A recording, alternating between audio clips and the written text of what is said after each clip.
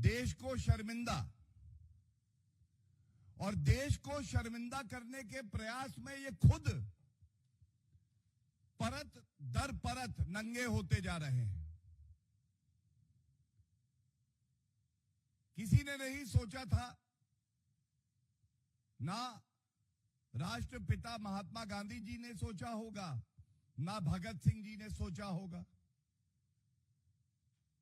कि एक दिन ऐसा आएगा, भस्मासुर राहुल गांधी, जो कांग्रेस के कार्यकर्ता उसके इशारे पे नंगा नाच करेंगे, उनकी तुलना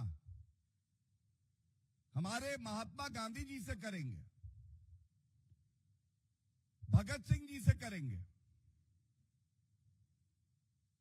और राहुल गांधी जी अभी कुछ समय पहले तक तो आप नौटंकी करते हुए मोहब्बत की दुकान बता रहे थे, मैं मोहब्बत की दुकान लगाऊंगा। अब मोहब्बत की दुकान में नंगाई और बेशर्मी का सामान रखा हुआ है। मैं दोहराता हूं, ये जो नकली राहुल गांधी की दुकान है, मोहब्बत की दुकान, इसमें केवल नंगाई और बेशर्मी का सामान। आज की बड़ी खबर, अभी जब प्रेस वार्ता के लिए आ रहा था उससे कुछ क्षण पहले आई। उदय भान,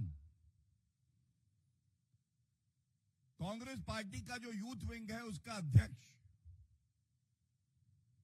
राहुल गांधी के इशारे पे एआई समिट के दौरान, जब पूरे विश्व की नजर भारत पे है, भारत का डंका पूरे विश्व पटल पर है, तब अपनी टी शर्ट उतरवाना, नंगे हो जाना, जिससे कि भारत की छवि धूमिल हो, ये कर रहे थे। बताया जाता है इनकी गिरफ्तारी हुई और दिल्ली पुलिस ने 7 दिन की पुलिस रिमांड मांगी थी न्यायालय से। अभी अभी न्यायालय का आदेश आया है। सारे तथ्यों को देखते हुए संविधान में अभिव्यक्ति की आजादी, विरोध प्रदर्शन करने का अधिकार, इसको ध्यान में रखते हुए 4 दिन की पुलिस कस्टडी स्वीकार कर ली है। आप भारत को नंगा करना चाहते थे राहुल गांधी जी, आज आप खुद राजनीतिक तौर पे पूरी तरह से नंगे हो चुके हैं। आप संविधान को दिखाते थे, कभी संविधान पढ़ते, कभी जानते उसकी मूल भावना क्या है, कभी समझते अभिव्यक्ति की आजादी और विरोध, इसकी भी एक मर्यादा और सीमा होती है। सबसे पहले संविधान की प्रतिलिपि है, राहुल गांधी जी ने कभी पढ़ी नहीं। यह देश का दुर्भाग्य है, मैं पुनः कहूंगा कि भारत का नेता प्रतिपक्ष भारत की सबसे कमजोर कड़ी है। यह हमारा दुर्भाग्य है कि राहुल गांधी जैसा व्यक्ति भारत का नेता प्रतिपक्ष है। राहुल गांधी जी, ये केवल आपके लिए पढ़ रहा हूं, भारत का हर नागरिक इस संविधान का पालन करता है, उसे अपने जीवन में उतारता है, क्योंकि यही वो सूत्र है जो हर भारतीय को एक दूसरे से बांधता है। अभिव्यक्ति की आजादी, विरोध करना, यह अनुच्छेद 19 में आता है। अनुच्छेद 19 कहता है, all citizen shall have the right to freedom of speech and expression. लेकिन आर्टिकल 19(2) का क्लॉज कहता है, सब्जेक्ट टू पब्लिक ऑर्डर। यहां पब्लिक ऑर्डर की बात बिल्कुल थी, पूरे विश्व के हेड ऑफ स्टेट्स वहां थे। आप उस व्यवस्था को भंग करना चाहते थे और भगवान ना करे अगर कोई अनहोनी घटना हो जाती तो यही राहुल गांधी चाहते थे कि जो भारत की छवि है उस पे भट्टा लगे, दाग लगे। लेकिन साधुवाद है दिल्ली पुलिस का, सुरक्षा कर्मियों का, उन्होंने इन सभी अराजक तत्वों को पकड़ा और कोई घटना ना घटे यह सुनिश्चित किया। दूसरा, डिसेंसी। एआई समिट, पूरे विश्व की एआई समिट भारत में हो रही है। 20 राष्ट्र अध्यक्ष भारत में हैं। आपको विरोध करना था, डेजिग्नेटेड साइट्स है दिल्ली में, वहां जाके विरोध करते। स्थान, समय, क्या यही समय था? वो मुद्दा आप एआई समिट खत्म होने के बाद भी उठा सकते थे, पहले भी उठा सकते थे। और डिसेंसी, आप भी ये बात मानेंगे, मैं नाम नहीं लूंगा क्योंकि दुर्भाग्यपूर्ण है कि राहुल गांधी के इशारे पर कांग्रेस के प्रवक्ता प्रधानमंत्री जी के लिए अब शब्दों का प्रयोग कर रहे हैं। अपने प्रधानमंत्री को कह रहे हैं ऐसा प्रधानमंत्री, वैसा प्रधानमंत्री, और जिस शब्द का वो प्रयोग करते हैं वो नंगा है, नंगा। तो मैं पूछना चाहता हूं, राजनीति में ये तो जेंडर न्यूट्रल है ना, लिंग तटस्थ, महिलाएं भी भागीदारी लेती हैं। कितना शोभनीय है कांग्रेस पार्टी की नेत्री आके ऐसे शब्दों का प्रयोग कर रही है। क्या ये लोग चाहते हैं कि कांग्रेस पार्टी में कोई महिला नेत्री ना आंदोलन में आगे आए, ना वो सम्मिलित हो बैठकों में? और ये कांग्रेस की नेत्रियां कह रही हैं भारत के प्रधानमंत्री जी के लिए। ये बहुत ही दुख की बात है। और जैसा मैंने आपको बताया, पब्लिक ऑर्डर, डिसेंसी और थर्ड, मोरालिटी, सदाचार, शिष्टाचार। पूरी कांग्रेस निचोड़ लीजिए, पूरे नकली राहुल गांधी को निचोड़िए। एक बूंद अगर नैतिकता, सदाचार, शिष्टाचार की आपको मिल जाए तो आप कहिएगा। यह है नेता प्रतिपक्ष। यह संविधान है। इस संविधान की आपने शपथ ली है राहुल गांधी जी, और कलंक है आप भारतीय राजनीति पर, कलंक है आप।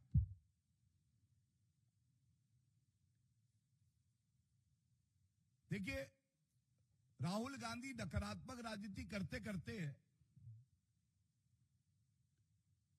एक भस्मासुर की तरह है। और जब भस्मासुर इनको जनता कहती है तो वो क्यों कहती है, मैं आपको बताता हूं।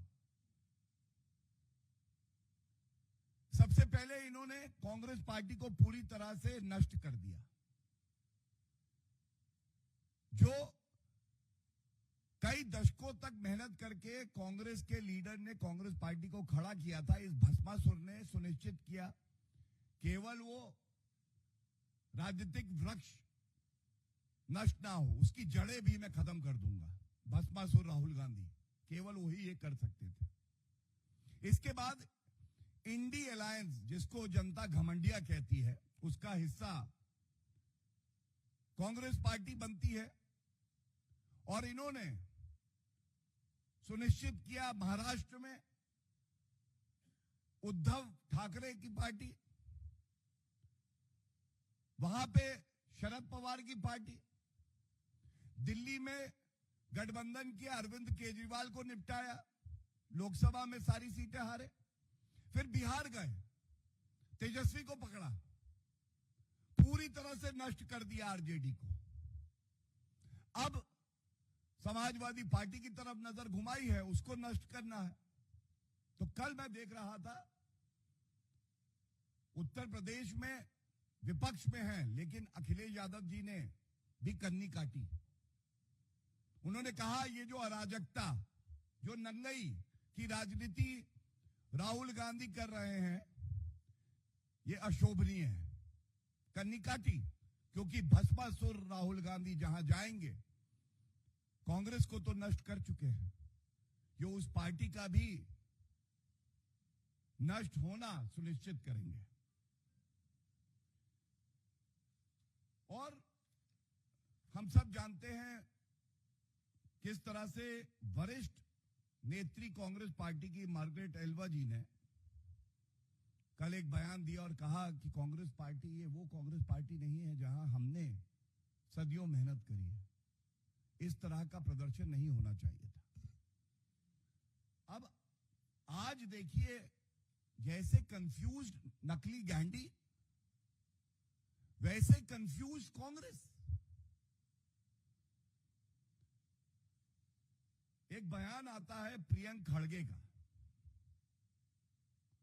प्रियंक खड़गे कर्नाटका सरकार में मंत्री हैं और कांग्रेस के रिमोट कंट्रोल के जो अध्यक्ष हैं मल्लिकार्जुन खड़गे जी, उनके सुपुत्र भी हैं। अब इन्होंने एक बयान दिया और वो बयान मैं आपके समक्ष रखूं, ये तो मान लेना चाहिए कि अपने पिताजी से बात करके ही दिया होगा।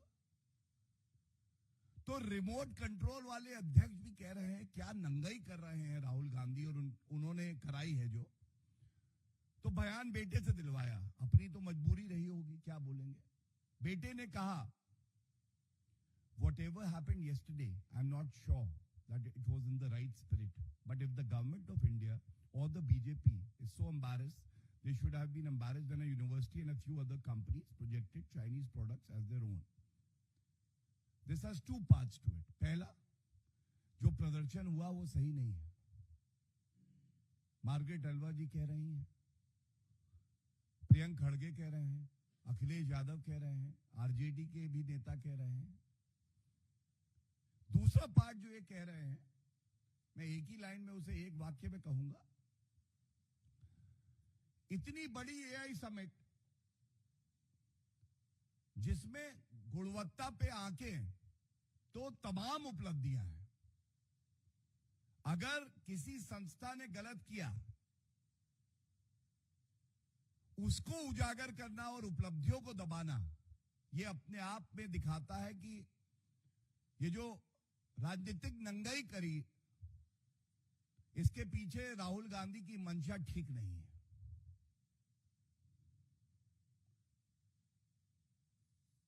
और ये पहली बार नहीं हुआ है। मैं आपके समक्ष ये तथ्य रख रहा हूं, इसका आकलन करने की आवश्यकता है, खासकर मीडिया को जो चौथा स्तंभ है। एआई समिट 2026, एआई समिट व्यक्ति विशेष का चेहरा चमकाने के लिए की जा रही है, ये कांग्रेस का स्टैंड था। जबकि हम सब ने देखा किस तरह से ये एक ऐसी दूरदर्शिता दिखाता है जिसमें भारत एक सेतु का काम कर रहा है और पूरे विश्व ने भारत का डंका माना है। 2023 G20 समिट, पूरा विश्व कह रहा था विश्व बंधु अगर कोई है, विश्व बंधु अगर कोई है तो भारत है। The magnitude of the G20 summit, the effectivity and the vision was impeccable, the most effective that the world has ever seen.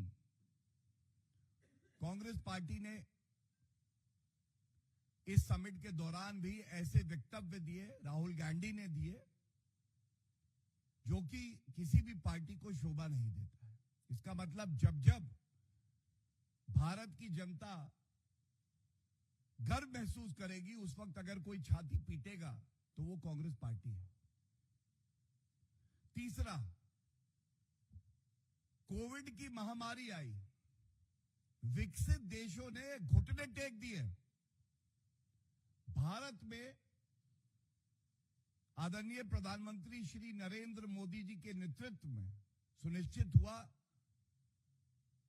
स्वदेशी वैक्सीन आए। कांग्रेस पार्टी ने क्या कहा, यह वैक्सीन मत लगाना, सुरक्षित नहीं है, जान को खतरा है, और छुप छुप के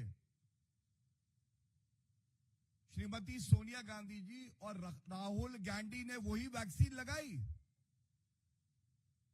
जब पूरे देश ने कहा भारत से, हमें आप पे गर्व है, हमें आपकी वैक्सीन चाहिए,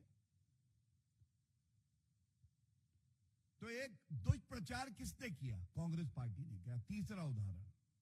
चौथा, याद करिए, आदरणीय प्रधानमंत्री श्री नरेंद्र मोदी जी ने कहा योग जो है ये हमारी धरोहर है, पूरे विश्व में एक उत्सव होना चाहिए इंटरनेशनल योगा डे का। इसको भी नकारा तो राहुल गांधी और कांग्रेस पार्टी ने। आज गर्व के साथ कह सकते हैं 180 देश ऐसे हैं पूरे विश्व में जो इंटरनेशनल योगा डे मनाते हैं। योग उनकी दिनचर्या का हिस्सा बन चुका है। अगर आप देखें तो ये सब क्या दिखाता है? ये बिल्कुल स्पष्टता से एक ही बात दिखाता है कि एक अराजक तत्व जिसका नाम उदय भान है, भारत की न्यायपालिका ने सारे साक्ष्यों को देखते हुए यह पाया है कि इस अपराधी का 4 दिन के लिए पुलिस कस्टडी में रहना जरूरी है। पहली बात। दूसरी बात, क्या यह अपराधी अभियुक्त उदय भान बिना राहुल गांधी के इशारे के इस तरह की अराजक हरकत कर सकता था? उत्तर है नहीं।